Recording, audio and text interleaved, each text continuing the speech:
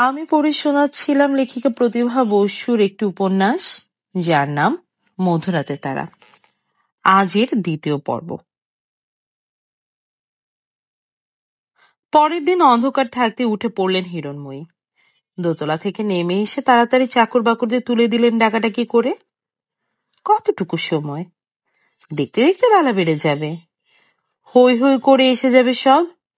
দুটো উনুনে একসঙ্গে আগুন দেওয়ালেন। জল তোলার লোকটিকে দিয়ে অন্যান্য দিনের চেয়ে কয়েক ভাগ বেশি জল দিয়ে দিতে বললেন। গেটের পশ্চিম কোণে কৃষ্ণচূড়া গাছের গুড়িতে গরু বেঁধে রোজ ভোরে দুধ দোয়ায় রহমান শেখ। দুশের দুধ যেন বেশি দেয় আজ, বলে গেলেন সে কথা। সাইকেলে করে বেতের ঝুড়িতে তোয়ালে জড়িয়ে যখন রুটি দিতে এলো রুটিওয়ালা, খেয়াল করে কয়েকটা রুটিও বেশি রেখে দিলেন। 60 ছেলেপুলে তো নেহাত কম নয় হেমনলিনীর। কে আসবে আর কে আসবে না তা কি জানেন হিরণময়ী? ব্যবস্থা রাখা ভালো। এসব খুঁটিনাটি করতে করতে কখন যে বেলা একটু বাড়লো। স্বামীর চায়ের আয়োজন করে দিয়ে নিজেও 1 কাপ কোন রকম গলদকরণ করে গুছিয়ে ফেলেন ঘর বাড়ি। চাপরাশিকে সাইকেলে করে মাইল 1.5 দূরের বড় বাজারে পাঠিয়ে দিলেন ভালো মাছ আর মাংস আনবার জন্য। ছোকরা ছেলেটাকে দিয়ে ঘর মুছিয়ে আয়না করলেন। রান্নাঘর, ভাড়ার ঘর, বসবার ঘর, শোবার ঘর, ফুল বাগান, ফল বাগান, কিচেন গার্ডেন, একেবারে সব ফিটফাট। ডক্টর ব্যানার্জি সেখানকার জেল হাসপাতালে সিভিল সার্জন। হাসপাতালটি শহর থেকে দূরে। হাসপাতালের ঠিক পেছন দিকেই তিনি প্রায় 3 বিঘে জমি নিয়ে একটি বিরাট কোয়ার্টারে থাকেন। যেসব কয়েদিদের ছেড়ে রাখা হয় তারা সারাদিন ঘুরে বেড়ায় এ বাড়ির হাতায়। কেউ বাগান করে, কেউ জল তুলে দেয়। মা ডেকে দাঁড়ায় হিরণময়ীর কাছে। হিরণময়ীর মুখের একটা ফরমাইশের জন্য উদগ্রীব হয়ে অপেক্ষা করে। ডক্টর ব্যানার্জি বলেন, তোমার পুষ্যি। দৈত্যের মতো খেটে তারা দণ্ডে সাফ করে ফেললো এত বড় কম্পাউন্ডের ঘাস জঙ্গল, বাগানের ধুলো আর শুকনো পাতা। সামনের দিকে বড় ফটক থেকে লম্বা লাল সুরকি রাস্তাটিকে নতুন সুরকি ঢেলে একেবারে টুকটুকে করে দিল। রাশি রাশি জল ঢেলে ছাটা ঘাস বিছিয়ে ধুলো ভরা পাতা ম্লান করে দিয়ে ঘন সবুজে স্নিগ্ধ করে দিল চোখ। সব দেখে শুনে খুশি মনে স্বামীকে স্টেশনে পাঠিয়ে দিলেন হিরণময়ী। ওদের বাড়িতে গিয়ে অনেকবার উঠেছেন তিনি। হিরণময়ীর বাড়িতে ওরা এই প্রথম। আয়োজন তো একটু করবেনই। সামনে বড় বারান্দায় চেয়ার টেবিল সাজিয়ে পেতলের ফুলদানিতে মস্ত তোড়া রেখে তিনি একখানা বই হাতে নিয়ে অপেক্ষা করতে লাগলেন। ফাঁকা বাড়িটি ভরে উঠবে ভাবতেই ভালো লাগলো।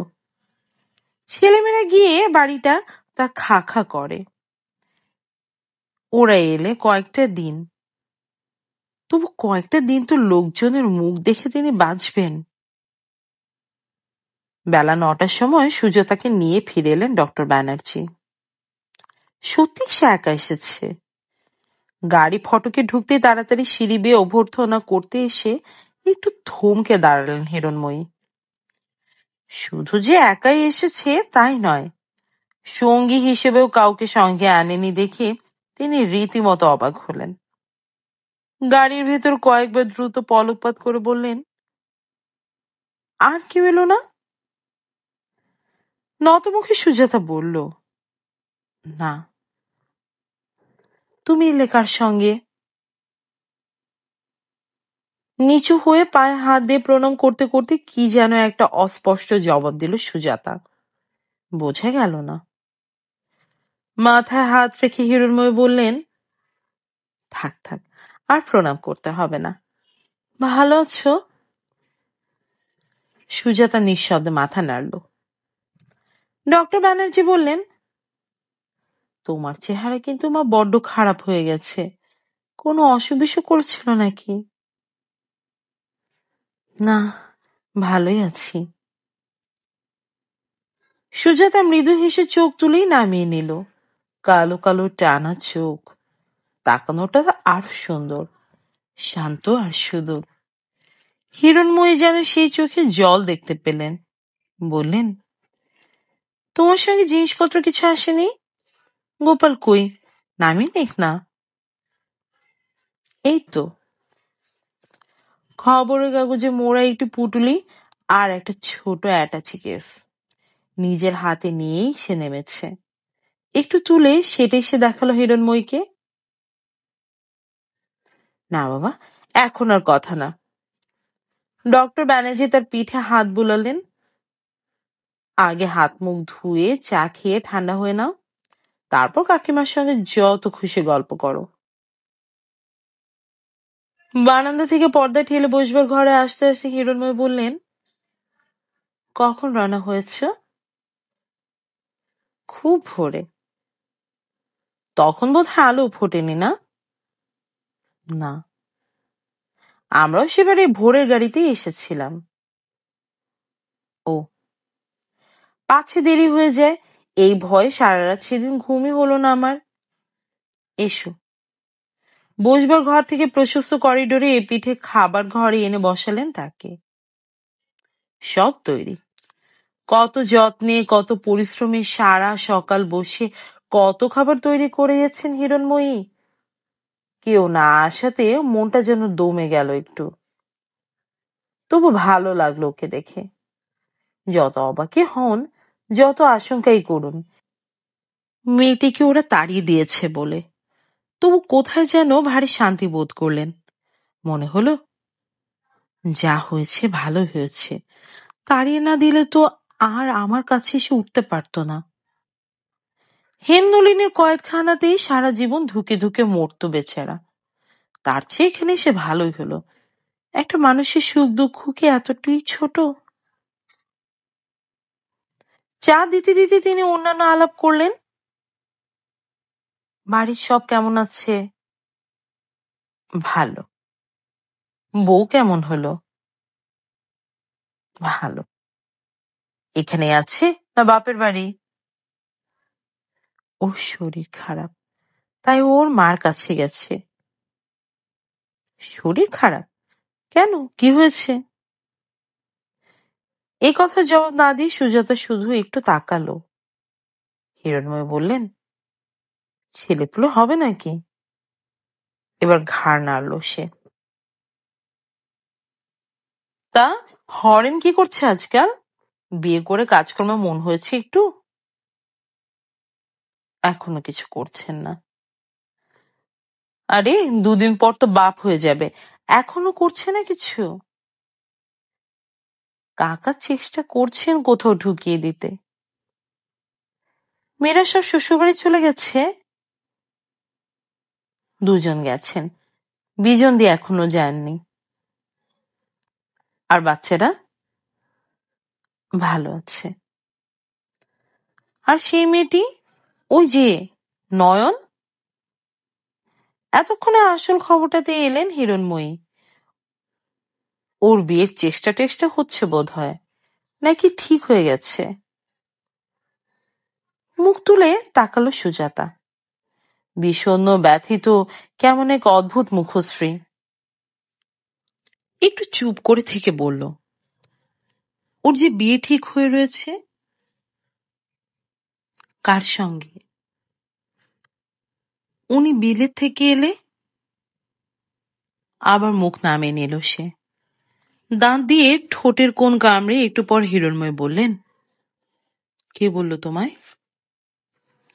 কেউ তো বলেনি, কিন্তু তাই কি ঠিক হয়ে নেই? না, ওসব কথা তো কবেই চুকে গেছে। ও, আমি আসবার পরেও কি এনে কথাবার্তা হয়েছে? আমি শুনিনি। চান টান করে ডক্টর ব্যানার্জি এসে দাঁড়ালেন। খাও খাও, ভালো করে খাও, যা চেহারা করেছ। সুজাতা জড়সড় হয়ে বসে মাথা নিচু করে রইল। তারপর সুজাতাকে জিজ্ঞাসা করলেন, কাকা বাবু আর কাকিমাকে এতদিন পর মনে পড়ল? একটু হাসল সে। এসেছ যখন তখন আর শিগগির ছাড়ছি নে। স্বভাবোচিত ফুর্তিতে ডক্টর হা হা করে হাসলেন। যেমন বীরেশ্বরের মেয়ে তেমনি আমারও তো মেয়ে, কি বলো? সুজাতা মাথা নিচু করে চুপ। হিরণময়ী তাড়াতাড়ি স্বামীর জন্য সুগন্ধি আতপ চালের ভাত আর মশলা ছাড়া মাছের ঝোল নিয়ে এলেন। আর সব সেদ্ধ, ডিম সেদ্ধ, আলু সেদ্ধ, মটরশুঁটি সেদ্ধ, গাজর, বিট, যাবতীয় তরকারি সেদ্ধ শুধু। দুপুরে সামান্য ভাতের সঙ্গে মাখন দিয়ে তিনি এই খান। খেয়ে হাসপাতালে চলে যান। ফিরে আসেন 4টার সময়। এসে চা খান, সঙ্গে ছানা আর একখানা টোস্ট। তারপর বিশ্রাম করে আবার হাসপাতাল, রাত 8টা পর্যন্ত। এই তার দৈনন্দিন রুটিন। আজ তার দেরি হয়েছে অনেকটা, 10টার জায়গায় 11টা হয়ে গিয়েছে। তবু তাড়াহুড়ো করলেন না, ধীরে আস্তে চিবিয়ে খেয়ে গল্প করে তারপর উঠলেন। বেশ ভালো লাগছে বাড়িটা আজ। মনে হচ্ছে ওরা 2 বোন বুঝে এসেছে আবার, বুলবুল আর টুনটুন।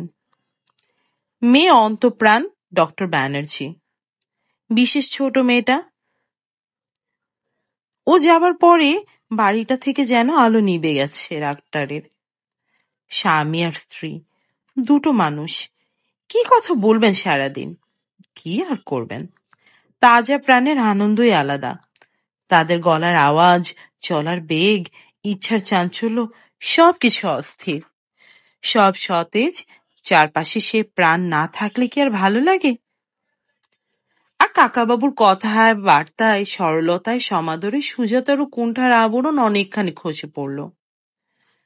অনেকটা সহজ হয়ে কথা বলতে পারল সে। দুপুরে খাওয়া দাওয়া মিটলে হিরণময়ী তাকে দোতলার দক্ষিণের কোণে মস্ত একটা ঘরে নিয়ে এলেন। নাও, এবার স্বাধীনভাবে বিশ্রাম করো। এ ঘর তোমার। যে কদিন আছো নিজের মতো করে থাকো, লজ্জা সংকোচ কিচ্ছু করো না। না, লজ্জা কিসের? তোমার কাপড় চোপড় গুছিয়ে নাও এই আলমারিতে। আমার আর কাপড় চোপড়? এই ঘরটা আমার ছেলের, ওরই জিনিসপত্র সব। ও গিয়ে তেমনি পড়ে আছে, এখন আবার ভরল। সুজাতা তাকালো চারদিকে। মাত্র 4-5 মাস আগে গেছে। আমার মনে হয় অনন্তকাল। পুরো 2টি বছর তো থাকতে হবে তাকে। ছেলের কথা উঠলেই হিরণময়ী চোখের জল ধরে রাখতে পারেন না। তার দিকে তাকিয়ে সুজাতা নরম করে হাসল। 2 বছর তো খুব কম কাকিমা। যারা বিলেতে যান 5-7 বছরের আগে ফেরেন না। সবই সমান। চোখের কোল শাড়ির আঁচলে ঘষে নিলেন হিরণময়ী। সবই অভ্যাস। 2 বছর থাকলে 5 বছরই বা থাকতে বাধা কি? একটা বোকার মতো প্রশ্ন করল সুজাতা। এত কষ্ট হবে তা তো জানতেন, তবে যেতে দিলেন কেন? শোনো মেয়ের কথা। হিরণময়ী হাসলেন। কষ্ট হয় বলে কি আঁচলে বেঁধে রাখবো, নাকি ওই বাধা থাকবে চিরকাল? না, তা নয়, তবে না গিয়ে এখানেও তো কত কিছু। বিদেশে ডিগ্রির অনেক মূল্য। তাছাড়া একটা সভ্য শিক্ষিত দেশে গিয়ে তাদের সঙ্গে বসবাস করার মূল্যটাই কি কম? সুজাতা এবার চুপ করে রইল। হিরণময়ী আবার বললেন, ছেলে হয়ে জন্মেছে, ফুটবে, ছুটবে, দেশ বিদেশ ঘুরবে, কঠোর পরিশ্রম করবে, তবে তো। সুজাতা চুপ। আরো স্বাস্থ্য দেখেছ তো, কি সুন্দর, কি বলিষ্ঠ। না কি দেখনি? তোমার তবে সূর্যের মুখ দেখতে দেন না ওরা। মস্ত শিক ছাড়া খোলা জানালা দিয়ে বাইরে তাকিয়ে সুজাতা একটু হাসলো। সেই হাসিটা আভা হয়ে অনেকক্ষণ লেগে রইল তার সারা চেহারায়। আকাশটা আজ বড় সুন্দর হয়েছে। থরে থরে পেঁজা তুলোর মতো সাদা মেঘ, ফাঁকে ফাঁকে গভীর নীল। চিল উড়ছে ক্ষুদ্র একটু বিন্দু হয়ে। তার নিচে থরথর করছে নিস্তব্ধ দুপুর। যতীন্দ্র এভিনিউর বাড়িতে কোনো আকাশ ছিল না। দুপুরে এমন দুপুর চেহারা ছিল না। ক্লান্ত ফেরিওয়ালার আর্তনাদে আর কলের গাড়ির অবিরাম আওয়াজে সেখানকার সকাল, বিকেল, দুপুর আর রাত সব যেন ছিন্ন বিচ্ছিন্ন, বিধ্বস্ত। ট্রামের ঘন্টা, রিকশার ঘন্টা, বাসের হর্ন, মানুষের হল্লা, সব মিলিয়ে সারাদিন শুধু অদ্ভুত এক শব্দ তরঙ্গে দোল খাওয়া। দেয়াল বেয়ে লতা উঠেছে জানালায়, মাধবীলতা। বাতাবি গাছের একটা ডাল ফলের ভারে নুয়ে পড়েছে এসে, যেন আশ্রয় চায়। নিজেকে মনে মনে তুলনা করলো সুজাতা এই ডালটার সঙ্গে। তারপর হাত বাড়িয়ে একটা পাতা ছিঁড়ে নিয়ে বলল, ঘরটা ভারী সুন্দর। পড়েই থাকে, এই তো দেখো ওমর বিছানাটি তেমনি পাতা আছে, ওর টেবিল, বই, আলনা, আলমারি সব আমি তেমনি করে সাজিয়ে রেখেছি। ভাবতে ভালো লাগে, ওর ঘরে ও এখনো আছে। হিরণময়ী দেয়ালে টাঙানো ছেলে ছবিটার দিকে তাকালেন। যাবার আগে তুলেছিল, সুন্দর উঠেছে না? হিরণময়ী দৃষ্টি অনুসরণ করে এতক্ষণ ছবিটাকে লক্ষ্য করল সুজাতা। তারপর আস্তে আস্তে মাথা নেড়ে চোখ নামিয়ে নিল। নাও, গড়িয়ে নাও একটু, পথের ক্লান্তি তো বড় কম নয়। দীর্ঘশ্বাস ছেড়ে ঘরের চৌকাঠে পা দিলেন হিরণময়ী।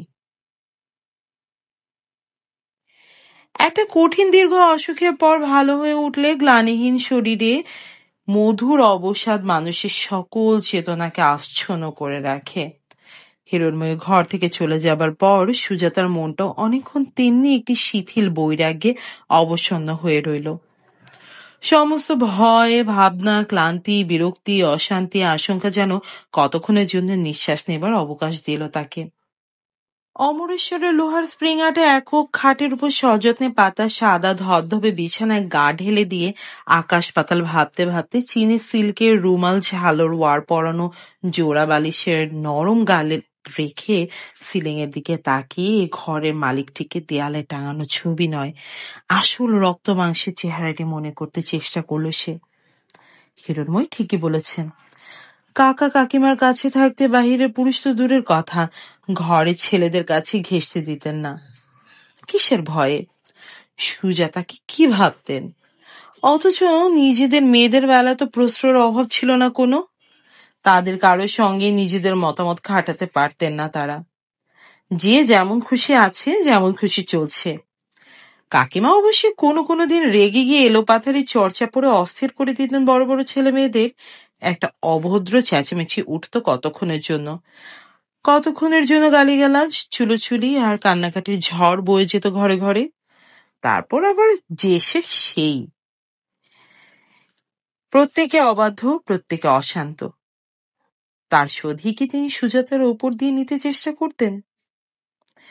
দিন কাটতো রান্নাঘরে, রাত কাটতো ভাড়ার ঘরে।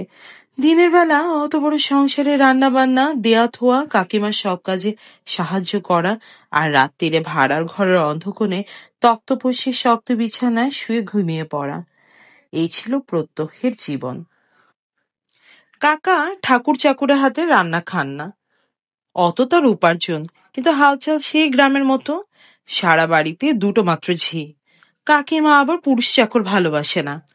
বাড়িতে যাদের অতগুলো বড় বড় ধুমস মেয়ে ঘোরাফেরা করছে, একটা পুরুষ চাকর রাখা মানে তাদের বেলজ্জ হতে শিক্ষা দেওয়া। একটা ঝি বাসন মেজে মশলা পিষিয়ে আর কাপড় কেচিয়ে দম ছাড়তে সময় পায় না, আর একজন ঘরদোর ঝাটপাট দিয়েই সাত তাড়াতাড়ি চলে যায় অন্য বাড়ির কাজে। তারপর রাজ্যের কাজ, এইসব মাথায় নিয়ে রাজ্যের দিন পড়ে রইল সুজাতার উপর। আয় শুধু জল দিয়ে যা। এই যাচ্ছি। সুতু, গোটা কয়েক পান সেজে নিয়ে আয় তো। আনছি কাকিমা। শিগগির চা করে দিয়ে যা তো 3 কাপ। দিচ্ছি। আরে দেখছিস তো ঘরটা কি নোংরা হয়েছে, মুছে দে একবার। এই মুছছি। খোকাকে ঘুম পাড়া, খাবার জায়গাটা দে, তরকারিটা তাড়াতাড়ি নামিয়ে ফেল। কিরে, এখনো ডাল সম্বরা দিসনি? আরে বাপু, হাতটা চালিয়ে মাছটা কোট না। সারাদিনের এইসব অন্তহীন ফরমাইশ খাটতে গিয়ে এক সন্ধ্যায় হিরণময়ী ছেলেকে দেখেছিল সুজাতা। বীরেশ্বর বাবু সেদিন তার মেস থেকে তাকে নিমন্ত্রণ করে ধরে নিয়ে এসেছিলেন স্ত্রীর পরামর্শে। হেমনলিনী বলেছিলেন, চক্ষু বুঝে থাকলে কি আর দেখতে পাবে? সম্বন্ধ করে তো পাগল হলে মেয়ের। কেন, হাতের কাছে সুপতি বাবুর ছেলেকে দেখতে পাও না? তার মতো উপযুক্ত পাত্র আর কটা পাবে তুমি বাংলাদেশে? আরে তাই তো তৎক্ষণাৎ মাথা নেড়েছিলেন বীরেশ্বর। আরে এ কথা তো আমার একবারও মনে হয়নি। এখানে বিয়ে দিতে পারলে আর অন্য কোনো দিকে কি তাকাই? দাঁড়াও, আজই আমি অমুকে ধরে আনছি ওর মেস থেকে। আমার সঙ্গে তো পরশুদিনও দেখা হলো গ্রে স্ট্রিটের মোড়ে। গৌরবান্বিত হয়ে হেমনলিনী বলেছিলেন, চোখে আঙুল দিয়ে না দেখালে তো কিছুই দেখতে পাও না। গাদি গুচ্ছে ছেলে মেয়ে হয়েছে, বুদ্ধি তাই বলে একটুও পাকেনি। কাকা সেদিনই গিয়েছিলেন, আসেনি সে, এসেছিল তার পরের শনিবার সন্ধ্যাবেলা। স্বামী স্ত্রী ছেলে মেয়ে অভ্যর্থনা অধীর হয়ে রইল সব। আসো না কেন, আমরা কি তোমার পর? তোমার বাবার সঙ্গে আমার বন্ধুত্বটা কি আজে? ওরকম পর পর ভাবলে দূরে দূরে থাকলে ভীষণ কষ্ট পাবো, বুঝলে? বীরেশ্বর আর হেমনলিনী মুখ থেকে লুফালুফি করলেন।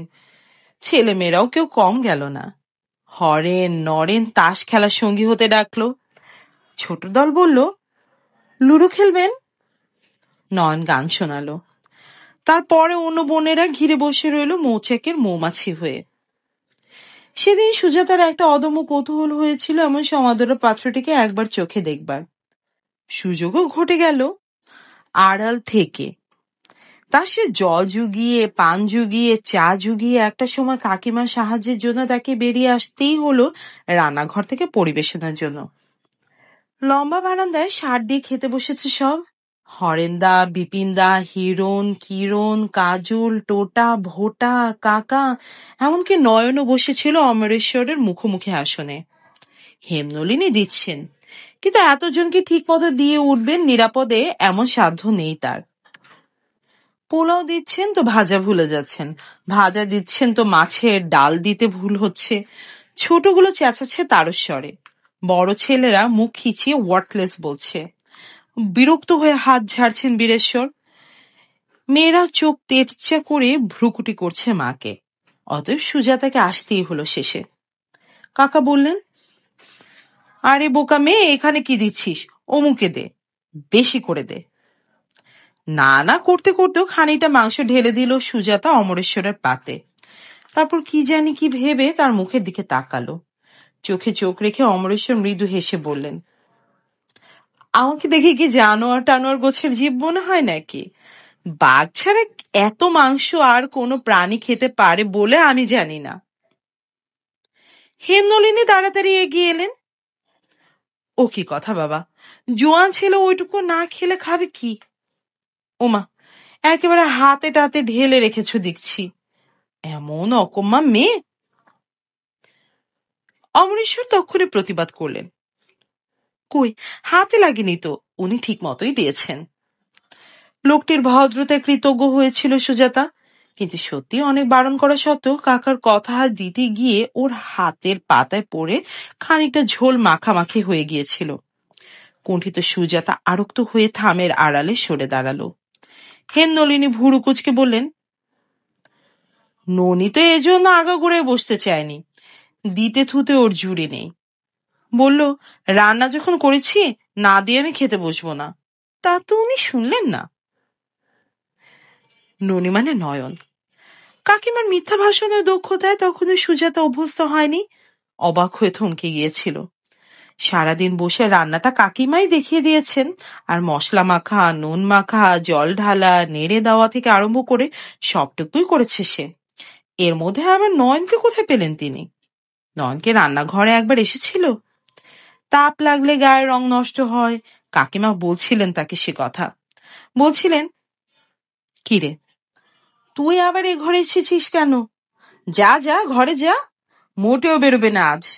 কোনো তাপ লাগাবি না শরীরে, তবে তো চামড়া নরম থাকবে, মুখে ভালো পাউডার বসবে, ফর্সা দেখাবে। আর তারপরে এই তো 3 ঘন্টা বসে সে সেজে গুজে এ শাড়ি বদলে সে শাড়ি ফেলে অন্যটা চাপিয়ে ধীরে ধীরে এসে খেতে বসলো। তা বাঘের মতো খেতে না পারুক অমরেশ্বর, স্বাস্থ্যের জৌলুস তার বাঘের মতোই চমকানো। এতটুকু মেদ নেই কোথাও, এতটুকু খাঁজ নেই, পরিষ্কার পরিস্ফুট চেহারা, অথচ লাবণ্যের অভাব নেই। যাবার আগে রান্নাঘরে চৌকাঠে এসে দাঁড়ালো। এবার আমি যাই কাকিমা। সুজাতা ভাত বেড়ে দিচ্ছিল হেমনলিনীকে। চোখের ইঙ্গিতে তাকে আড়ালে সরে যেতে বলে নিজে এগিয়ে এলেন তাড়াতাড়ি। ষাট, যা বলতে নেই, এসো গিয়ে। কিছু তো খেলে না? হ্যাঁ, খাইনি মানে? ভীষণ খেয়েছি, আর খুব ভালো খেয়েছি। ভালো না আরো কিছু? কত ইচ্ছে ছিল, কিচ্ছু হলো না। এরপরে আপনার আর কি ইচ্ছে ছিল? বাব্বা, এতদিন ধরে কলকাতায় এসে রয়েছ, অথচ খাওয়ালাম এই প্রথম। নিজেদের অক্ষমতায় লজ্জাই করছে। আর তোমার মা বাবা বা কি ভাববেন? হ্যাঁ, আমাদের তো উচিত ছিল তোমাকে এখানে এনে রাখা। মেস হোটেলে কি থাকা যায়? আমাদের মেস খুবই ভালো, খুব ভালো ব্যবস্থা। নিজেরাই তো করে নিয়েছি, কোনো অসুবিধা হয় না। তা না হোক, তাই বলে কি খুড়ির মন মানে? এছাড়া মাঝে মাঝে কিন্তু আসতে হবে তোমাকে। নিশ্চয়ই আসবো। সেই তো কবে 2-1 দিন কি একটা খবর নিয়ে এসেছিলে, আর এই বুঝি এলে। তাও তো তোমার কাকাবাবু নিয়ে ধরে না আনলে তো আসতেই না। না না, আসবো বই কি। এরপরে প্রত্যেক শনিবার আর রবিবার কিন্তু বাবা এখানে এসে খাওয়া দাওয়া করবে, গল্প গুজব করবে। বাড়ির ছেলে বাড়ির মতো না হলে কি আর ভালো লাগে? বলতে বলতে অমরেশ্বরের সঙ্গে উঠান পার হয়ে দরজার দিকে এগিয়ে দিতে এলেন। হিরণময়ীর ছেলেকে সুজাতার মুখোমুখি এই প্রথম দেখা। তারপর অবশেষে এই বছর বহুবার এসেছে, বহুদিন থেকেছে, বহু সময় কাটিয়েছে এ বাড়িতে, কিন্তু সুজাতা আর সামনে কখনো বেরোয়নি। কতদিন ওরা সিনেমায় গিয়েছে দল বেঁধে টিকিট কেটে। একবার সারা বাড়ি নিঝুম করে সবাই পিকনিকে গেল, কাকা কাকিমা শুদ্ধ। তখনও সুজাতার সঙ্গে গেল না। সে যে যাবে এমন কোনো প্রশ্নই উঠল না কারো মনে। ভাবি ভগ্নিপতির জন্য অবশ্য অনেক যত্নে অনেক পরিশ্রমে অনেক খাবার তৈরি করে ট্রে সাজিয়ে দিয়েছে, এ মানে দিতে হয়েছে। কিন্তু নিয়ে গেছে নয়ন। 1 গ্লাস জল চাইলে তাড়াতাড়ি সবচেয়ে সুন্দর গ্লাসটিকে ঝকঝকে করে মেজে তলায় প্লেট দিয়ে পাঠিয়েছে।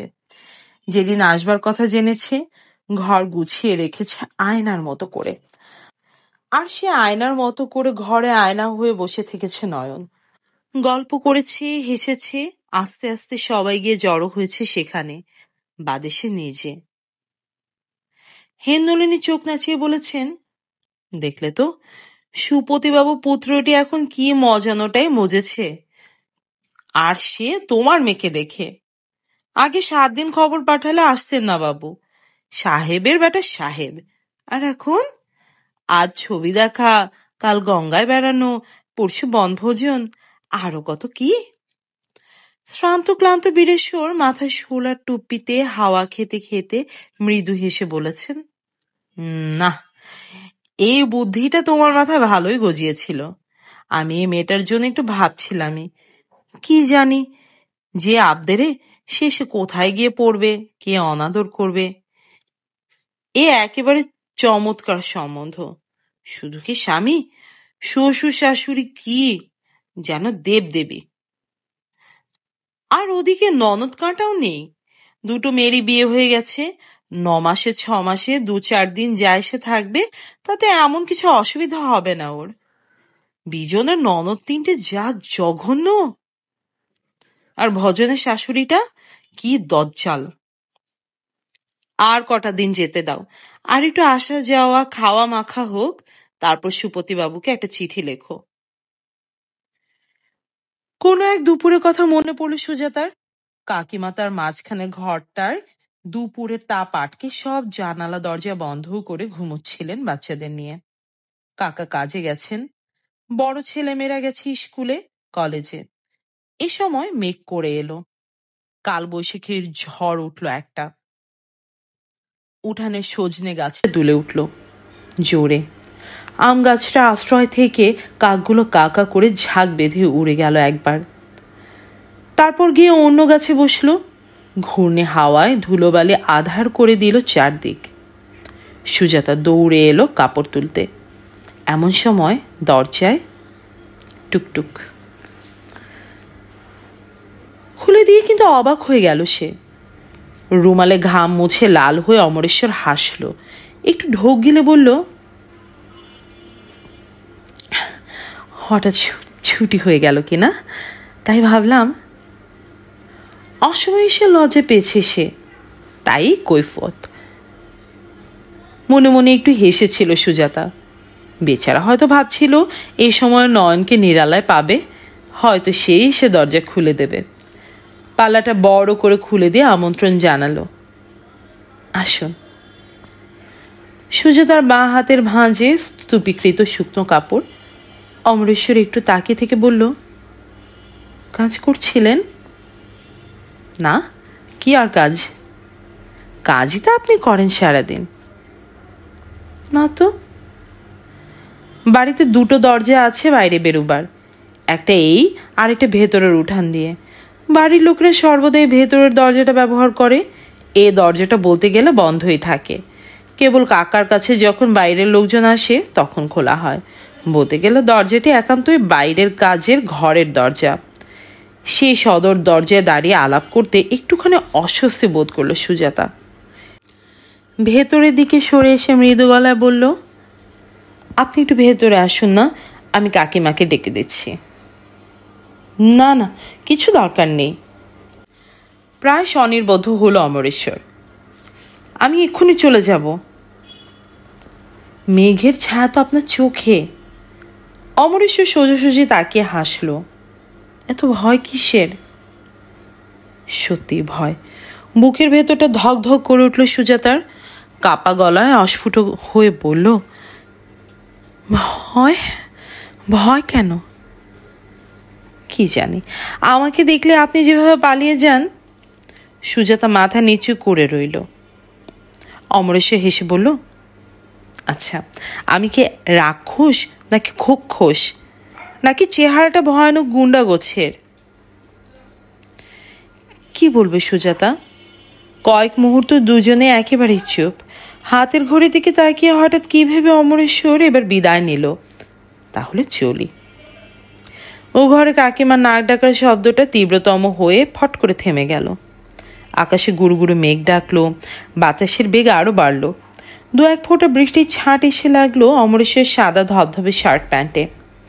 বলে বলে করেও সুজাতা বলতে পারল না এই বৃষ্টিতে তার না যাওয়াই উচিত। কিন্তু রাস্তায় নেমেও আবার ফিরে এলো অমরেশ্বর। আচ্ছা, একটা কথা বলুন। আপনি তো কখনো আমাদের সঙ্গে কোথাও বেরোন না, কেন বলুন তো? এই সময় এভাবে দাঁড়িয়ে এটা কি কোনো প্রশ্ন? একটু হাসল সুজাতা। কাল যাবেন? কোথায়? কোনো ছবিতে? চলুন না। আমার সুজাতা ঘেমে উঠল। আমার বোধহয় যাওয়া হবে না। কেন? কেন সে কথা সুজাতা কেমন করে বোঝাবে? আর এ লোকটাই বা কি, দাঁড়িয়ে দাঁড়িয়ে যত বাজে কথা। যাবে তো যাক না, নয়তো এসে বসুক, কাকিমাকে ডেকে দিই। মুখে বলল, আমার কাজ আছে। বেশ তো, যেদিন কাজ নেই এমন একটা তারিখ বলুন। কি মুশকিল? আমার যাওয়াটা কি খুব জরুরি? নিশ্চয়ই। পরিষ্কার জবাব। সবাই যায় আর আপনি এবার যাবেন না কেন? আমার ভালো লাগে না। কি ভালো লাগে না? ছবি দেখতে না আমাদের সঙ্গ? সুজাতা বলতে ইচ্ছে করলো আপনাদের সঙ্গ, কিন্তু বলল বাড়ি থেকে বেরোতে। ঈষৎ হাসি ফুটল সুজাতার মুখে। পর মুহূর্তে সভয়ে চারদিকে তাকিয়ে বলল, আপনি বরং ভিতরে বসুন এসে, বৃষ্টি নামলো যে, যাওয়া তো হবে না আজ। বৃষ্টিতে যেতেই তো মজা।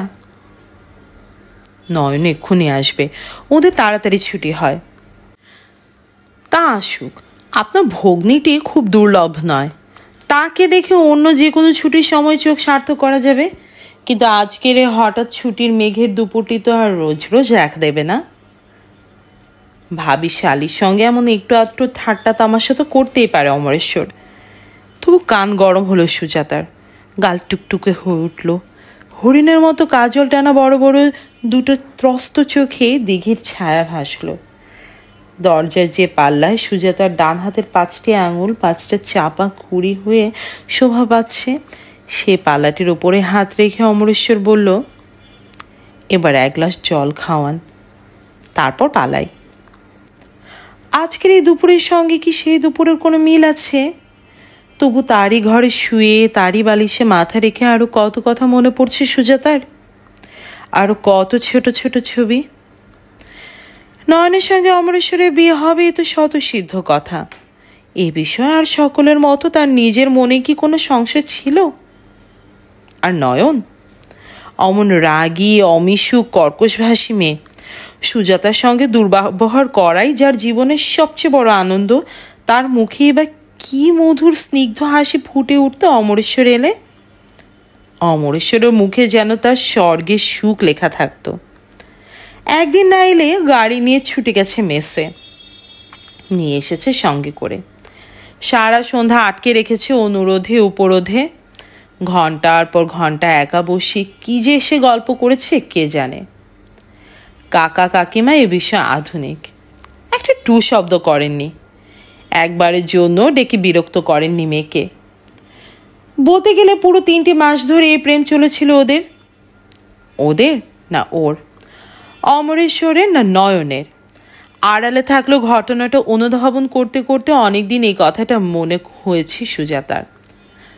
অমরেশ্বর আসতো বটে, কিন্তু নয়নের জন্য তার কখনো কোনো ব্যাকুলতা বুঝতে পারেনি কেউ। একা তার সঙ্গে বেড়াতে যেতে তার আগ্রহ ছিল না। নির্জন ঘরে নয়নের মুখোমুখি হলে ছটফট করে উঠে আসতো সে। অন্য ছেলে মেয়েদের সঙ্গে কথা বলতো, এ ঘর ও ঘর ঘুরে বেড়াতো, আর সময় অসময় দাঁড়াতো রান্নাঘরের দরজায়। আপনি সারাদিন রান্নাঘরে কেন কাকিমা? হেমনলিনী তৎক্ষণাৎ ইশারা করেছেন সুজাতাকে। সুজাতা তৎক্ষণাৎ সরে গেছে আড়ালে। উনি হেসে এগিয়ে গিয়েছেন। শোনো ছেলের কথা, রান্নাঘরেই তো আমার জায়গা। না না, ঠাকুর রেখে দিন, আমি বলবো কাকাবাবুকে। আজকালকার দিনে মেয়েদের কত কি কাজ, হাঁড়ি কুড়ি নিয়ে দিন কাটানোর বেলা গেছে। জাঁকিয়ে বসেছে সে চৌকাঠের ওপর। হেমনলিনী হায় হায় করে উঠেছেন। ওমা, ওখানে বসছো কি? জামা কাপড় যে যাবে। ওরে ও নয়ন, করছিস কি তোরা? অমুকে ডেকে নে না। আমি তো আপনার কাছেই গল্প করতে এলাম। হাসিতে খুশিতে একেবারে ঝকঝকে চোখ। আমার সঙ্গে? আহ্লাদে গলে গেছেন হেমনলিনী। তবে চলো ঘরে যাই। না না, এখানেই বসি, এই তো বেশ। কই? চারদিকে তাকিয়ে একবারে ঘরের এ কোণ থেকে ও কোণে চলে এসেছে চোখ। পিড়ি কই? হঠাৎ চুপচাপ দাঁড়িয়ে থাকে সুজাতাকে আবিষ্কার করে যেন আকাশ থেকে পড়েছে সে। ও, আপনিও এখানে? বিরক্ত হয়ে হেমনলিনী বলে উঠেছেন। তুই ওখানে কি করছিস? ঘরে যা না, একটা পিড়ি পেতে দিয়ে যা অমুকে। ময়লা আঁচলে চোখ মুছছে পিড়ি পেতে দিয়ে চলে গেছে সুজাতা। অবশ্যই কখনো যে কাকিমাহীন রান্নাঘরে গিয়েও দাঁড়ায়নি অমরেশ্বর তা নয়, কিন্তু কম। সকাল থেকে সুজাতাকে নিয়ে হেমনলিনীর রান্নাঘরের সময় কেটেছে বেশি। এত বড় সংসার, কাজের লোক কম, সারাদিন হিমশিম। তবু হয়তো কখনো স্নানে গেছেন, দুধ খাওয়াতে গেছেন তাদের বাসার ছোট বাচ্চাটাকে, কাকাকে আলমারি খুলে টাকা দিতে গিয়েছেন। হঠাৎ দরজায় ছায়া পড়েছে অমরেশ্বরের। সকালের দিকে অমরেশ্বরে আসবার প্রশ্নই ওঠে না। তবু সে দেরি করে আপিসে গিয়ে এ পাড়ার তার কোনো এক বন্ধুর বাড়িতে এসে এ বাড়িটাকেও ঘুরে যেত একবার। নয়ন তখন স্কুলে থাকতো, অন্যান্যরাও কেউ বাড়ি থাকতো না। মাঝে মাঝে কেবল কাকা থাকতেন। চকিত হয়ে রান্নার কড়াই থেকে কিংবা মাছ কোটার বটি থেকে চোখ তুলেছে সুজাতা। তারপরে কুলকুল করে ঘেমে উঠেছে তার ঘাড়, গলা, বুক আর পেট। কি করছেন? নরম গলা অমরেশ্বরের। জবাব দেয়নি সুজাতা। একটু অপেক্ষা করে অমরেশ্বর হেসেছে একটু। দাঁড়িয়ে থাকবো নাকি? বিপন্ন সুজাতা অস্থির হয়ে বলেছে। কাকিমা তো এ ঘরে নেই। কাকিমার ভাসুরঝি তো আছেন না? হাত পা ঠান্ডা সুজাতার। কি করছেন? সুজাতা উঠে দাঁড়িয়েছে এবার। সকাল থেকে কর্মক্লান্ত দেহ যেন ভেঙে এসেছে তার। মাথার উস্কো খুস্কো চুল সাপটে ছড়িয়ে দিয়ে বলেছে, আপনি ঘরে যান, এখানে তাপ, নোংরা, মশা জায়গা কোথায়? অত তাপে সারাদিন আপনার মতো কোমল মেয়েরাই যদি টিকতে পারে, আমি তো সেখানে একটা দস্যু। মেয়েদের শরীরে অনেক তাপ সয়। সে তো দেখতেই পাচ্ছি, সূর্যের চেয়ে বালুর গরম বেশি, তা জানেন তো? মেয়েদের তাপিত দেখলে আমরা অক্ষম পুরুষরা সেরকম বালুর মতো বেশি তপ্ত বোধ করি। সুজাতা চুপ, অমরেশ্বরও চুপ, কিন্তু দাঁড়িয়ে আছে ঠিক দরজা ধরে বলিষ্ঠ শরীরে টান হয়ে। কেমন ভয় করতে লাগে সুজাতার। এবারে কেউ চায় না অমরেশ্বরের সামনে সে বেরোয়। কোনো মানুষের সামনেই তাকে বার করতে চায় না তারা। তার জন্য আছে কাজ আর কাজের সমুদ্র। দেখে ফেললে উপায় নেই। সুজাতার কেউ নেই, মা নেই, বাপ নেই, ভালোবেসে মুখের দিকে তাকাবে এমন কেউ নেই তার। মাঝে মাঝে অমরেশ্বর এসে কেন যেন এমন ঘোলাটে করে দেয় তার সব। আশ্রিত জনকে করুণা দেখায় না, অনাথকে দয়া করে গৌরব নিতে চায় কি। মাথার মধ্যে তার কেমন কেমন করতে থাকে। কড়াইতে তরকারি পুড়ে যায়, তার খেয়াল হয় না। অমরেশ্বরের গভীর গলা তাকে আবার চকিত করে। তাহলে চলে যাই। সুজাতা চুপ। নাকি চা করে দেবেন এক কাপ? সারা শরীর চঞ্চল হয়ে কড়াই নামিয়ে চায়ের জল বসাতো সুজাতা। ভীরু চোখে তাকিয়ে বলে, ও ঘরে গিয়ে বসলেই তো হয়। কেন, এ ঘরটা কি খারাপ?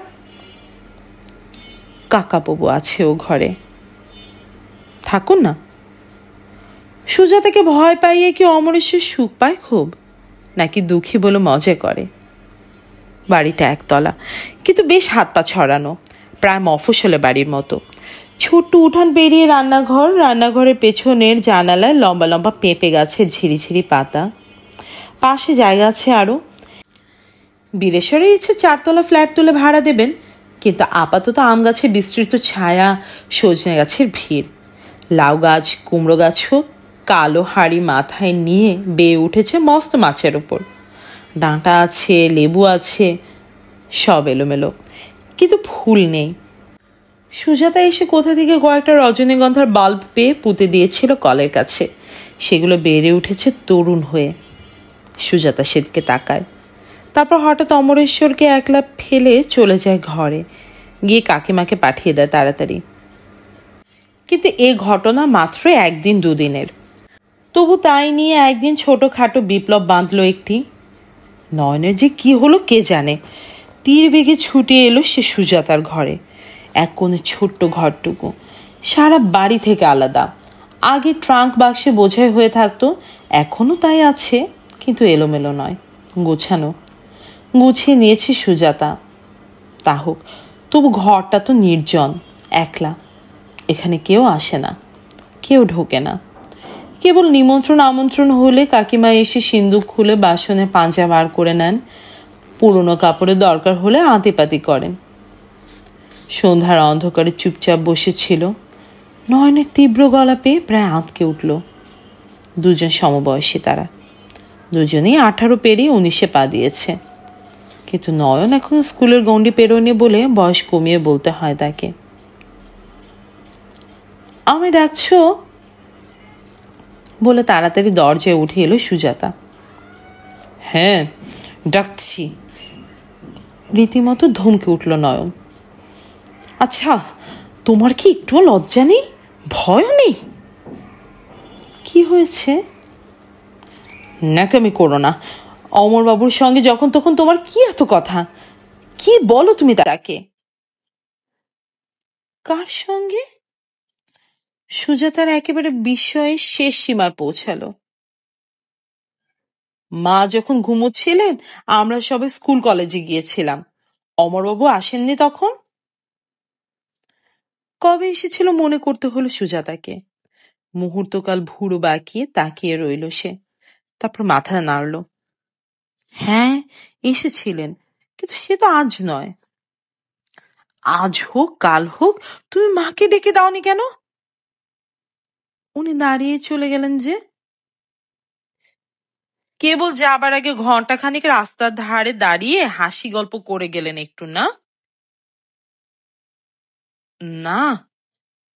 দাঁত দিয়ে সুজাতার ঠোঁট কামড়ালো। না, মিথ্যাবাদী। পাঁচি, পাঁচি। নয়নের সুতীক্ষ্ণ গলার আওয়াজে রান্নাঘর থেকে হাতের কাজ ফেলে ছুটে এলো। পাঁচি বলল, কি দিদিমণি? সেদিন যে অমরবাবু এসেছিলেন তুই দেখিসনি?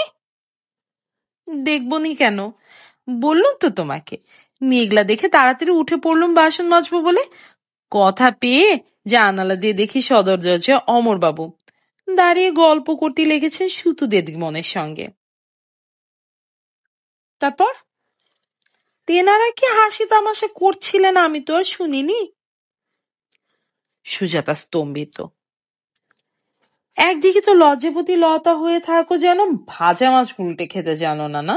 আর ওদিকে ডুবে ডুবে জল খাও, নির্লজ্জ। সুজাতা দরজা ধরে দাঁড়িয়ে শক্ত হয়ে বলল, এসব তুমি কি বলছো নয়ন? কি বলছি বুঝতে পারছো না? না, তোমার মনে যদি প্যাচি না থাকবে তবে বলনি কেন দিন? তা ঠিক, কথাটা সুজাতা আজও বলেনি কাউকে। কেন বলেনি? বিশেষ কোনো উদ্দেশ্য ছিল কি? না তো, হয়তো বা ছিল। কিছুটা ভয়ও ছিল। কি জানি, কাউকে না বলে করে চলে গেছে বলে যদি এরা রাগ করে। চুপ করে রইল, জবাব দিতে পারল না। বলো, গোপন করেছিল কেন সে কথাটা? গোপন তো করিনি। তবে কি করেছো? মনে ছিল না। হ্যাঁ, হাবা মেয়ে, মনে ছিল না। আমি তোমাকে বলে দিলুম শুধু, আর দ্বিতীয় দিন তুমি যদি ওর কাছে বেরো। বেরোনো না বেরোনো প্রশ্ন আমার না। চোখে চোখে তাকালো সুজাতা। তোমার ভাবি স্বামীকেও তুমি সাবধান করে দিও নয়ন, তিনি যেন আমার সঙ্গে আলাপ করবার চেষ্টা না করেন। ইস, কি আমার দুর্গেশ নন্দিনী! ভেঙচি কেটে উঠল নয়ন। অমরেশ্বর ব্যানার্জি তো আলাপ করার যোগ্য লোক আর খুঁজে পাননি ত্রিভুবনে, না? হেমনলিনী এসে দাঁড়ালেন। তক্ক কিসের রে এত? হয়েছে কি?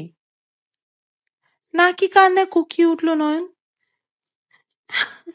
কি হয়েছে তোমাদের আদুরে আহ্লাদি সুতুরানীকে জিজ্ঞাসা করো না। আস্তে আস্তে একটা ছোট্ট ভিড় জমে উঠল সেখানে। অবশেষে যাকে নিয়ে এত কাণ্ড সে অমরেশ্বর এসে দাঁড়ালো পেছনে। আপনারা সব এখানে? আমি সারা বাড়ি খুঁজছি।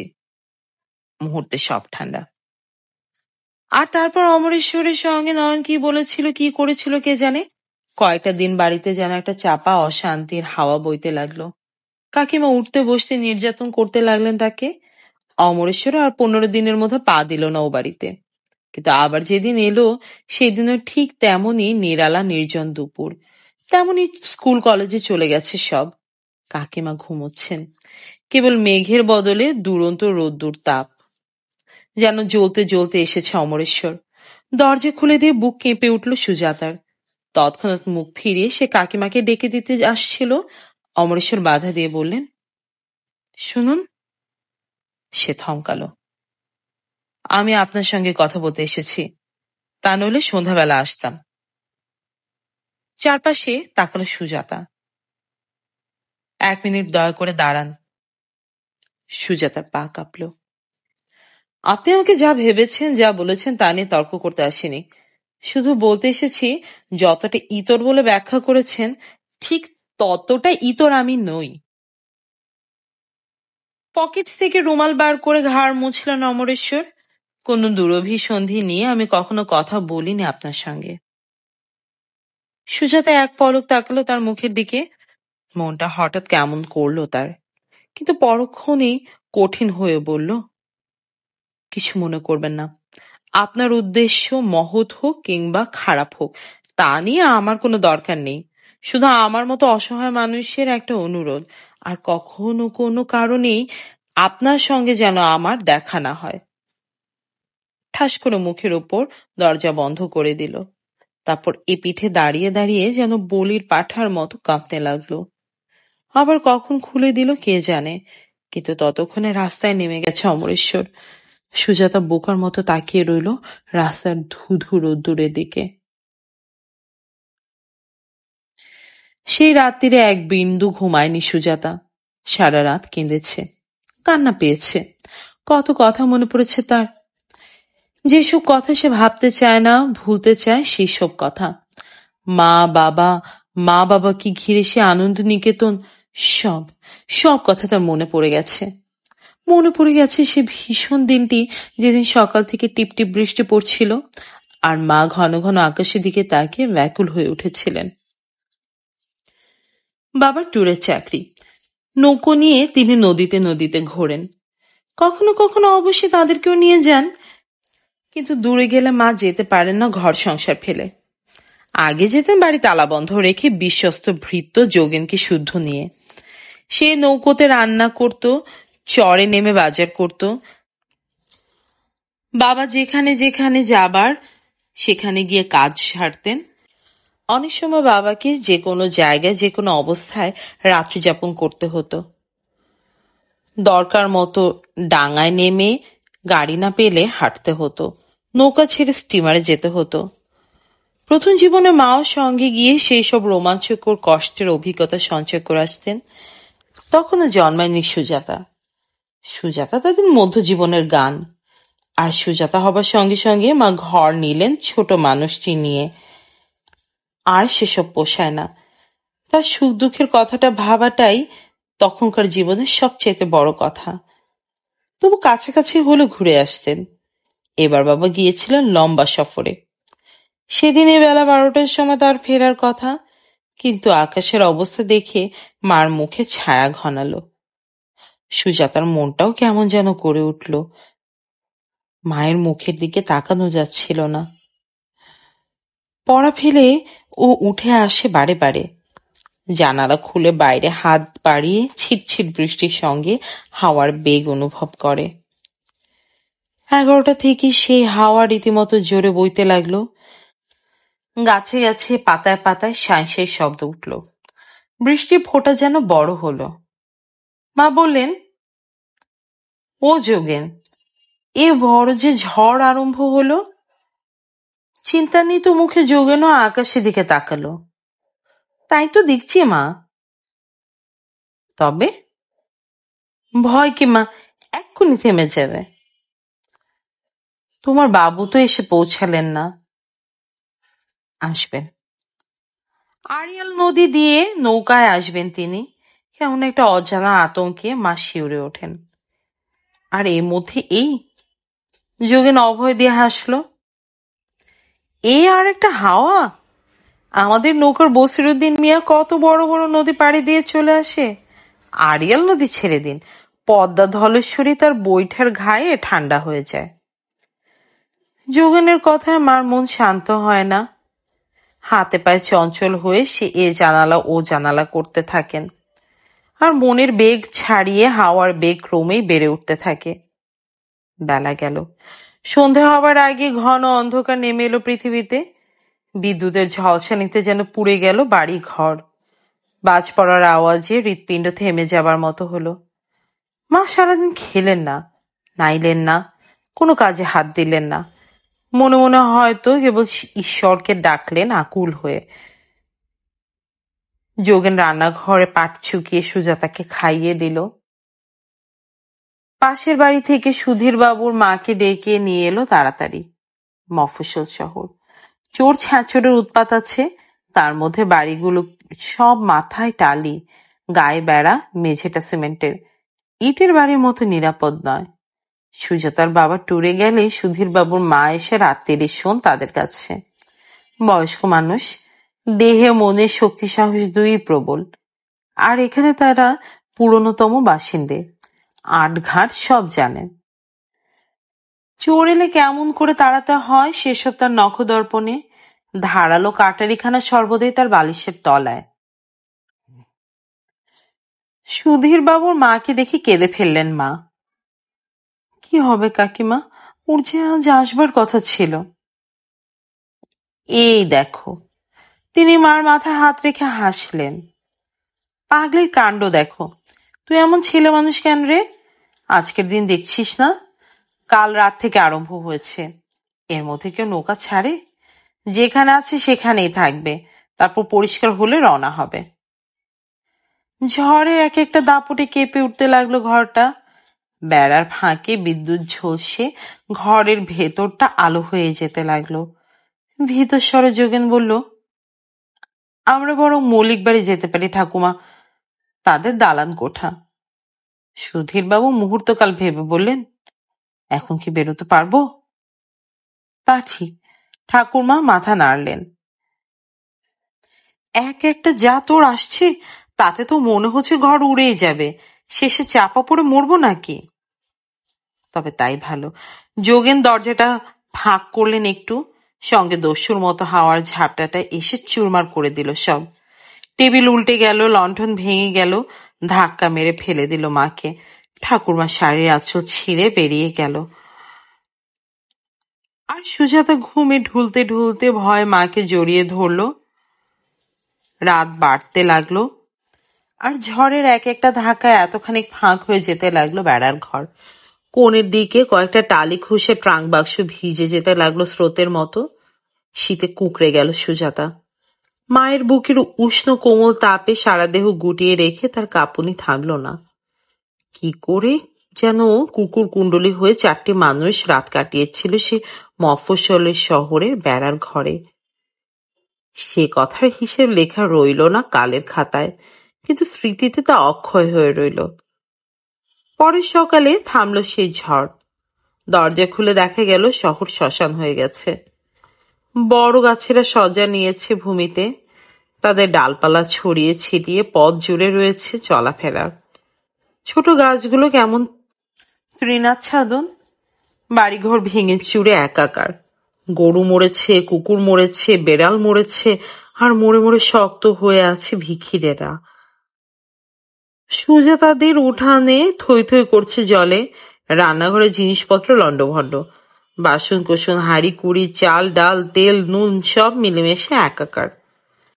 বেলা যখন বাড়ল, সুন্দর রোদে ভরে গেল চারদিক, আকাশ থেকে ঝকঝকে নীল হয়ে উঠল, তখন মার সমস্ত প্রতীক্ষা আশা আকাঙ্ক্ষাকে নির্মূল করে কয়েকজন লোক বাবার মৃতদেহ এনে ফেলল উঠানের উপর। ঠিক ধারে আদালতের বড় শিমুল গাছটার তলায় চাপা পড়েছিলেন তিনি।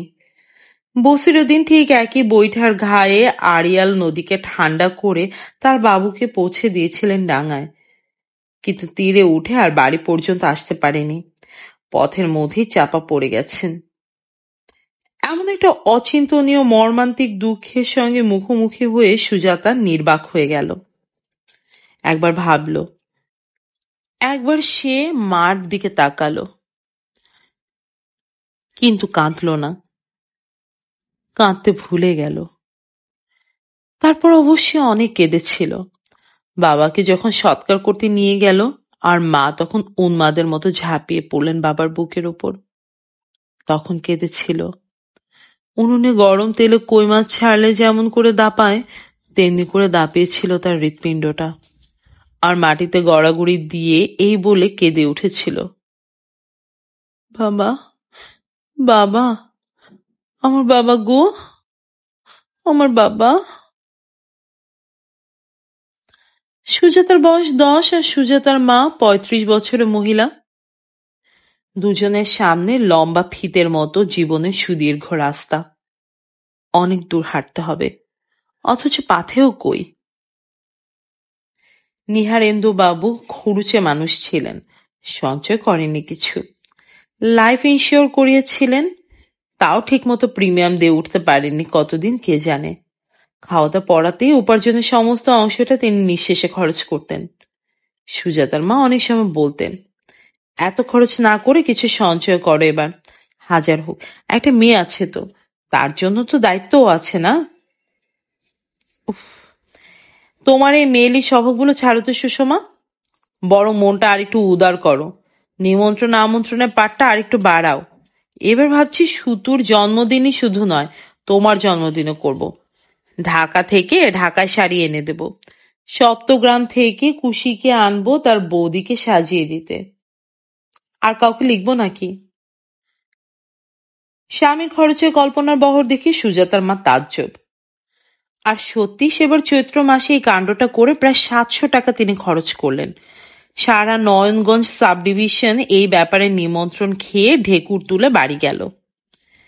প্রেমিক ছিলেন, স্ত্রীকে চোখে হারাতেন, তাকে ঘিরে ঘিরে সবকিছুতেই তার ছিল অপরিসীম আনন্দ। কিন্তু ভালোবাসার একটি চরম প্রতিদান দিয়ে নিঃস্ব করে চলে গেলেন তিনি। আর কি আছে সুজাতাদের? দেশে একটা বাড়ি আছে শুধু। মেয়ের হাত ধরে যোগেনের সাহায্যে সে বাড়িতে এসে উঠলেন সুজাতার মা। চিঠি লিখলেন দিকে দিকে, ননদকে, দেওরকে, ভাইকে, বৌদিকে। সকল চিঠির একই জবাব এলো, বড়ই দুঃখের বিষয়, এইরকম মৃত্যু কখনো বইতেও পড়িনি। কি করবে, সবই অদৃষ্ট। কিন্তু তিনি যে এমন অপরিণামদর্শীর মতো তার স্ত্রীকে কন্যাকে পথে বসিয়ে গেলেন, এটাই আশ্চর্যের ব্যাপার। চাকরি তো কিছু সামান্য ছিল না, অপব্যয়দের শেষে এই হয়। সকলে ছাপোষা মানুষ, কোন রকম আছি ছেলেপুলে নিয়ে, আমরা কি আর সাহায্য করব? সেটা কি সম্ভব? তাই তো, তার আর কি করে সাহায্য করেন? গালে হাত দিয়ে মাটির দাওয়ায় বসে আকাশের দিকে তাকালেন মা। যোগেন কাঠের উনুনে শুকনো পাতা ঠেলে আগুন জেলে ভাত সেদ্ধ করতে করতে উদাসভাবে বলল, আমার আর কে আছে? ছেলেটা তো বউ নিয়ে ঘর জামাই হয়েছে, মেয়েটাকেও ভালো ঘরে ভালো বরে বিয়ে দিয়েছি। আর ওদের মা মরে গেছে সে কবে, তার সাল তারিখও মনে নেই। এখন আপনি আমার মা বাপ সব। সুতু দিদি বেঁচে বলতে বড় হয়ে উঠলেই কর্তব্য শেষ, আমি ঢাকা যাব চাকরি করতে। গরিব ছেলের মা হয়ে না হয় গরিবের মতোই দিন যাবে। তাই বলে আমি এইসব শত্রুর বাড়া আত্মীয়ের কাছে হাত পাততে দেব না। মার চোখ ভরে জল এলো, গাল বেয়ে গড়ালো, মাটিতে উপর হয়ে পড়ে বুকে হাত দিয়ে অস্ফুট কাটতে লাগলেন। একদিকে কতগুলো মানুষ যেমন অবোধ, অবুঝ, আত্মসার, স্বার্থপর, নিষ্ঠুর, সহানুভূতিহীন, তেমনি অপরপক্ষে কতগুলো মানুষের দয়া, দাক্ষিণ্য, স্নেহ, মমতা, প্রেম, ভালোবাসা, তারও অন্ত নেই। রাত্রিবেলা নিঝুম চোখে ছটফট করতে করতে বুঝি সে কথাটাই মনে মনে অনুভব করছিলেন মা। মেয়েকে বুকের মধ্যে ভরে নিয়ে বললেন, সবটাই অন্ধকার নয়, আলো আছে। 10 বছরের বালিকা মেয়ে সেদিন বুঝেছিল মার সেই কথা, সেই বেদনা। তার বালিশ ভিজে গিয়েছিল চোখের জলে। কেবলমাত্র যোগিনী নয়, সেই গ্রামে সেই সময় যোগিনের মতো হৃদয়বান আরও মানুষ 2-4 জন ছিলেন। তারা তাদের সহযোগিতায় শেষ পর্যন্ত দিনগুলো শান্তিতেই কাটাতে পেরেছিলেন সুজাতার মা। একটা মাইনর স্কুল ছিল মেয়েদের, সুষমা মনে প্রাণে আঁকড়ে ধরলেন সেটাকে। প্রথমে কর্তৃপক্ষরা মিলে একটা আয়ের পন্থা হিসেবে সেখানে কাজ দিয়েছিলেন তাকে। পড়াতেন, সেলাই দেখিয়ে দিতেন, রান্না করতেন, গানও শেখাতেন। মোটামুটি এই গুণগুলো সবই তার ছিল। মফস্বলে কলকাতার মতো চটকদার জীবনযাপনের বৈচিত্র্য থাকে না। সময়কে তারা কাজের বিচিত্রতা দিয়ে ভরে রাখে। সেখানে বাড়িতে বাড়িতে কাজের প্রতিযোগিতা, কে ভালো সেলাই করে, কার হাতের এমব্রয়ডারি সবার চেয়ে পরিষ্কার, কোন মেয়ের গান সবচেয়ে মিষ্টি, আমোদ প্রমোদ, এইসব। এগুলো তাদের কষ্টের নয়, গৌরবের। এতেই তারা সিনেমা দেখার আনন্দ পায়। অথচ এর রেশ দীর্ঘকাল স্থায়ী। নয়নগঞ্জ সাব ডিভিশনে সুজাতার মা বিশেষ ছিলেন, আর সে বিশিষ্টতাই গ্রামে এসে তার কাজে লাগলো। বাংলা লেখাপড়া যত্ন করে শিখেছিলেন, রবীন্দ্রনাথের মনের সুরে সুর বাঁধা, গীতাঞ্জলি কণ্ঠস্থ। একদা তার কোমল গলায় গান শুনতে ভিড় জমত বাড়িতে। এখানে ছাত্রী জমল। যোগেন দীর্ঘশ্বাস ফেলে বলল, ভগবানকে দুষবেন না মা, তিনি আছেন। বাবুর আয়ু ফুরিয়েছিল, কি করে বাঁচবেন, কিন্তু তার পরের দিনগুলি যে কাটাতে পারবেন সে তো আমরা জানতাম না। মা দ্রুত হাতে বিক্রির জন্য উলের জামা বুনতে বুনতে বললেন, তাই তো ভাবি। কাটতে লাগলো দিন, ভালোই কাটলো। যোগেনকে নিয়ে 3 জন মানুষের খাওয়া পড়ার অভাব তো ঘুচল। শুধু ঘুচল না, শেষের দিকে গানের স্কুল খুলে বেশ সচ্ছলে হয়েছিলেন মা। এমনকি সুজাতাকে শহরে পাঠিয়ে প্রাইভেট ম্যাট্রিক পরীক্ষা দেওয়াবারও চেষ্টা করেছিলেন। শোক দুঃখ কিছুই স্থায়ী নয়, কাল স্রোত সবকিছু ভাসিয়ে নিয়ে ধুয়ে মুছে পরিষ্কার করে দেয়, অন্তত বেঁচে থাকবার মতো বিস্মৃতি দেয়। মনের গহন কোণে শুধু সঞ্চিত থাকে স্মৃতি। বাবার মৃত্যুর শোকও শেষের দিকে সয়ে এসেছিল মার। নিজের যোগ্যতায় নিজের পায়ে দাঁড়িয়ে শান্ত হয়েছিলেন তিনি, শান্তিতেই ছিলেন। সুজাতাকে মনের মতো করে গড়ে তুলেছিলেন। না, মেয়ের বিয়ের কথা ভেবে তিনি ব্যস্ত হননি। গ্রামের লোকেরা নানান জনে নানা কথা বলেছে, নানা উপদেশ দিয়েছে, সম্বন্ধ এনেছে। মাথা নেড়েছেন সুষমা, আর একটু বড় হোক, আর একটু স্বাবলম্বী, অন্তত ম্যাট্রিক পাস তো করুক। নিজের জীবন দিয়ে তিনি এই অভিজ্ঞতাকেই অর্জন করেছিলেন। তা হলো অন্যের পায়ে পা রেখে চলবার কোনো মানে হয় না। দুজন জীবনে যতই একতারে বাধা পড়ুক না কেন, মৃত্যু নামক একটা হিম শীতল কঠিন পদার্থ সর্বদাই ওত পেতে আছে বিচ্ছিন্ন করবার জন্য। তার জন্য প্রস্তুত করে নিতে হয় নিজেকে। অসহায় হয়ে সুজাতা যেন কষ্ট না পায়, যেন পরের দরজায় দাসী না হতে হয়, এটুকু শিক্ষা অন্তত তিনি দিয়ে দেবেন। এখন আর আগের দিন নেই, মেয়েরা কাজ করলে জাত যায় না। গ্রামে না থাকলে এতদিনে তিনি মেয়েকে পাশ করাতে পারতেন।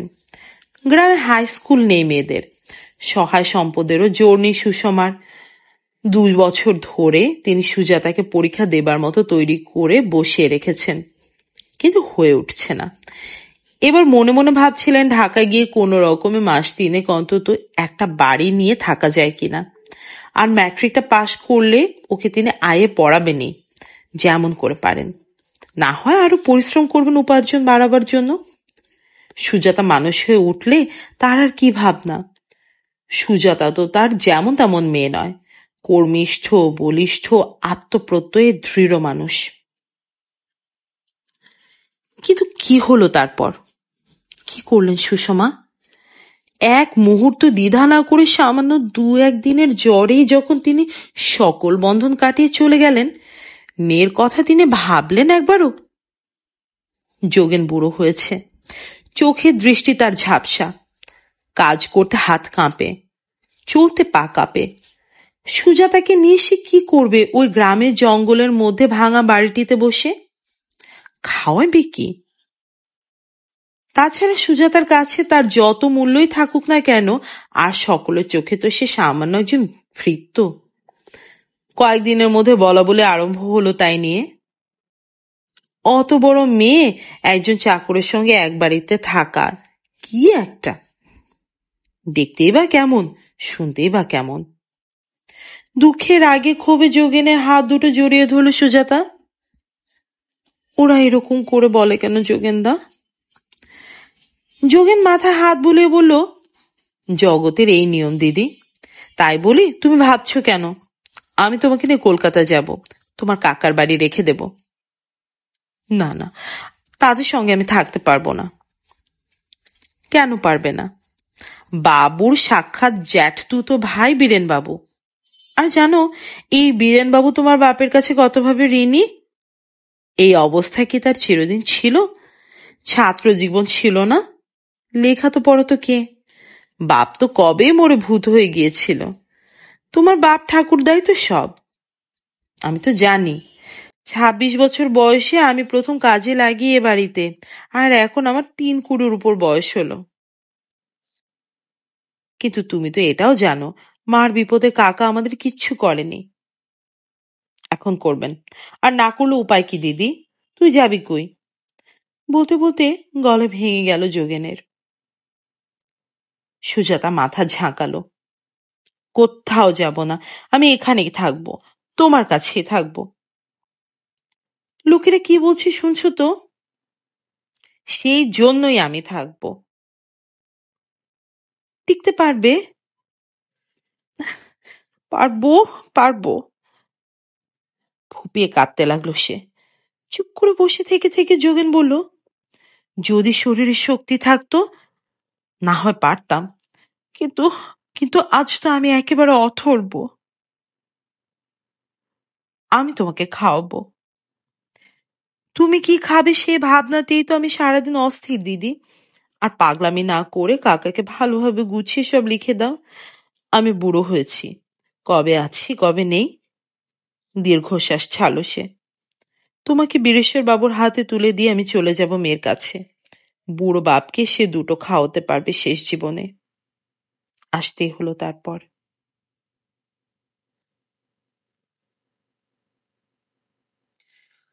তো এই ছিল মধ্যরাতের তারার দ্বিতীয় পর্ব।